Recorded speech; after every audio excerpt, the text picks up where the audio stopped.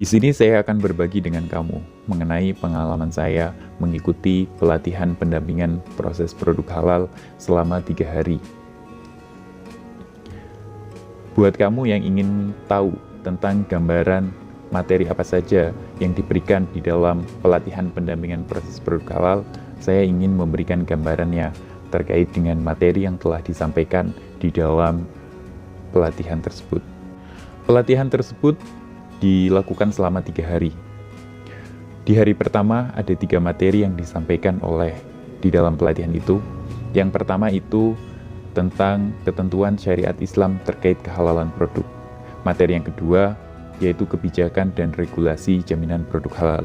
Dan kemudian materi yang ketiga, pendampingan dan pendamping proses produk halal.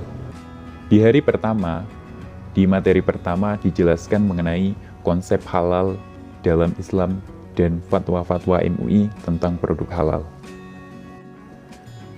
Ada dasar hukum mengkonsumsi makanan halal, yaitu dalam Al-Quran, surat Al-Baqarah ayat 168. Wahai manusia, makanlah dari makanan yang halal dan baik yang terdapat di bumi, dan janganlah kamu mengikuti langkah-langkah setan. Sesungguh, setan itu musuh yang nyata bagimu.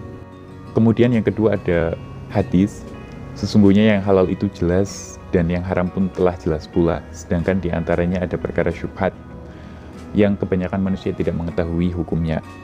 Barang siapa yang menghindari perkara syubhat, maka ia telah membersihkan agama dan kehormatannya. Barang siapa yang jatuh ke dalam perkara yang samar-samar, maka ia telah jatuh ke dalam perkara yang haram. Itulah dasar hukumnya. Kemudian ada kriteria halal dan haram. Halal dibagi menjadi 2, halal li zatihi dan halal li ghairihi. Haram pun demikian dibagi menjadi 2, haram li zatihi dan haram li ghairihi. Kemudian dalam pelatihan itu dijelaskan halal haram li ghairihi. Cara memprosesnya itu penyembelihannya harus benar, tidak boleh ada campur barang yang haram. Kemudian cara memperolehnya, tidak boleh dengan cara yang dilarang atau haram. Yang pertama, batil, contohnya korupsi, mencuri, merampok. Kedua, zalim, melakukan penimbunan, membebani bunga berlebihan. Ketiga, dusta, menipu, mengurangi takaran atau timbangan. Yang ketiga, fahisyah, yaitu menjual diri atau mucikari. Kemudian arti kata toyib, atau peran akal atau ilmu pengetahuan. Kata toyib disebut dalam Al-Quran sebanyak 50 kali. 4 diantaranya disebut terkait dengan mengkonsumsi makanan, yaitu dalam Al-Baqarah ayat 168, Al-Ma'idah, kemudian Al-Anfal, dan An-Nahl. Para ulama beragam dalam mengartikan kata toyib dalam Al-Quran tersebut.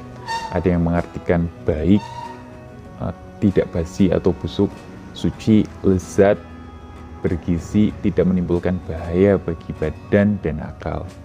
Kemudian dijelaskan pula kriteria keharaman. Kriteria keharaman itu yang pertama najis, yang kedua kotor dan menjijikan, yang ketiga membahayakan, dan yang keempat memabukkan, dan kemudian binatang buas. Yang pertama najis. Setiap yang najis hukumnya haram untuk dikonsumsi, misalnya daging babi, anjing, bangkai, darah. Kemudian yang kedua, kotor dan menjijikan. Kemudian membahayakan. Sesuatu yang memberikan manfaat pada dasarnya boleh, sedang sesuatu yang memberikan madorot adalah haram. Kemudian memabukkan, dan yang terakhir adalah binatang buas. Dari Ibnu Abbas, semoga Allah meridhoinya, ia berkata Rasulullah SAW melarang setiap hewan buas yang bertaring dan unggas bercakar tajam. Hadis riwayat Muslim. Kemudian selanjutnya dijelaskan hal-hal yang perlu diperhatikan terkait produk halal. Yang pertama itu bahan, li zatihi. Bahan baku dan bahan tambahan harus halal. Kemudian bahan penolong tidak berasal dari babi atau anjing dan bagian tubuh manusia. Kemudian yang kedua, proses atau li ghairihi.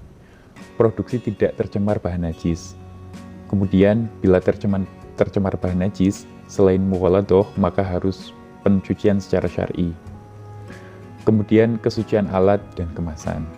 Kemudian setelah itu dijelaskan pula mengenai fatwa-fatwa MUI terkait pangan, obat, dan kosmetika. Yang pertama ada fatwa nomor 3 tahun 2003, Fatwa nomor 11 tahun 2009, Fatwa nomor 12 tahun 2009 tentang standar sertifikasi penyembelihan halal, ada Fatwa nomor 1 tahun 2010, Fatwa nomor 9 tahun 2011, Fatwa nomor 10 tahun 2011. Kemudian dijelaskan mengenai Fatwa nomor 2 Munas 6 MUI tahun 2000, Fatwa nomor 30 tahun 2011, Fatwa nomor 33 tahun 2011 tentang hukum pewarna makanan dan minuman dari serangga kokineal. Kemudian Fatwa-fatwa nomor 43 tahun 2012, Fatwa-fatwa nomor 4 tahun 2012. Jadi itu fatwa-fatwa yang dijelaskan. Terakhir, di dalam kesimpulan, pemateri menjelaskan bahwa tidak ada yang dilarang oleh agama Islam yang tidak berdampak atau menyebabkan mandorot, bahaya kerusakan. Kemudian tidak ada yang diperintah oleh agama Islam yang tidak mengandung nilai maslahat atau manfaat kebaikan di dalamnya. Itulah di dalam sesi pertama dalam pelatihan pendampingan proses halal.